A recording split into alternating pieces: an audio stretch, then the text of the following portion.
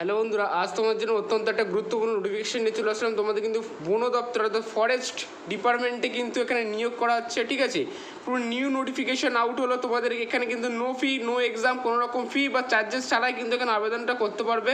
প্রত্যেক জেলায় কিন্তু ছেলে মেয়ে উভয়ে কিন্তু এখানে আবেদন করতে পারবে। এখানে কিন্তু বিভিন্ন পোস্ট আছে, বিভিন্ন ক্রাইটেরিয়া আছে, MTS, RIO, অ্যাসিস্ট্যান্ট। এখানে মাধ্যমিক উচ্চ মাধ্যমিক পাস থাকলে কিন্তু এখানে ঠিক আছে আবেদন করতে পারবে ফরেস্ট ডিপার্টমেন্ট পদে। ক্লিয়ারলি বোঝা গেল?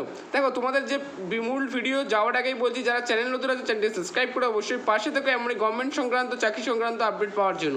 এখানে দেখো এলিজিবিলিটি ডিটেলসে যেটা চেয়েছে কিন্তু 10 পাস ক্যান্ডিডেট কিন্তু এখানে অ্যাপ্লাই করতে হবে মাল্টিটাস্ক অ্যাসিস্ট্যান্ট পদে।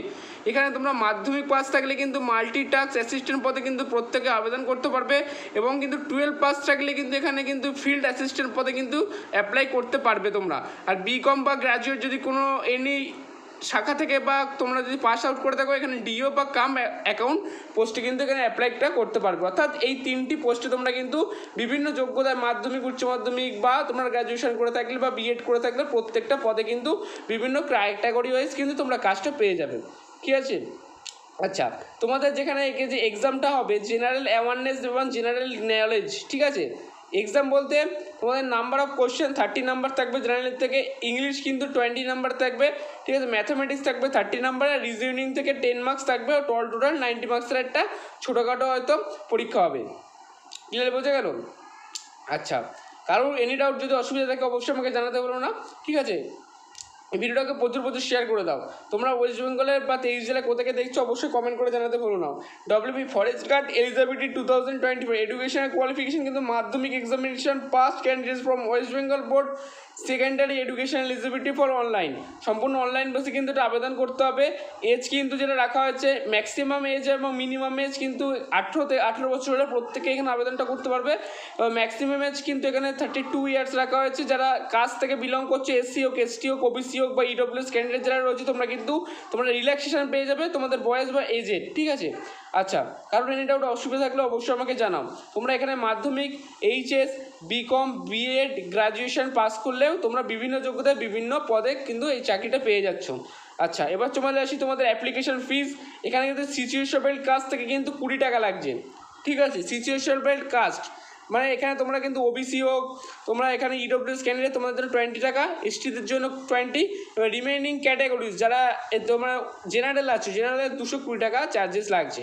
সিলেকশান প্রসেস কিন্তু রিটেন টেস্ট হবে এবং পার্সোনালিটি টেস্ট হবে। তোমার সিলেকশনটা যেভাবে নেওয়া হবে।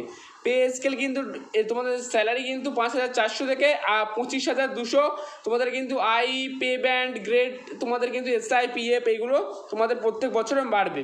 ঠিক আছে, তোমরা স্টার্টিং স্যালারি কিন্তু 6 থেকে 7 পেয়ে যাবে প্রথমে ঢুকেই। তোমরা কিন্তু বছরে তোমাদের পরিমাণটা বেড়ে কিন্তু লাস্ট স্যালারি কিন্তু 25,200 দাঁড়াবে।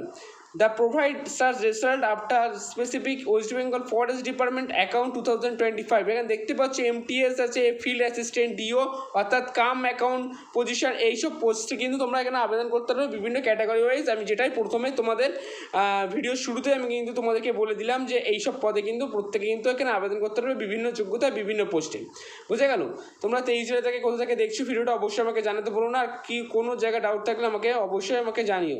ঠিক আছে, এখানে কিন্তু দেখো লেখাই আছে কিন্তু লাস্ট ইয়ার্স কিন্তু 18 বছর থেকে ম্যাক্সিমাম 32 ইয়ার্স লাগবে গভর্নমেন্ট জবস পাওয়ার জন্য।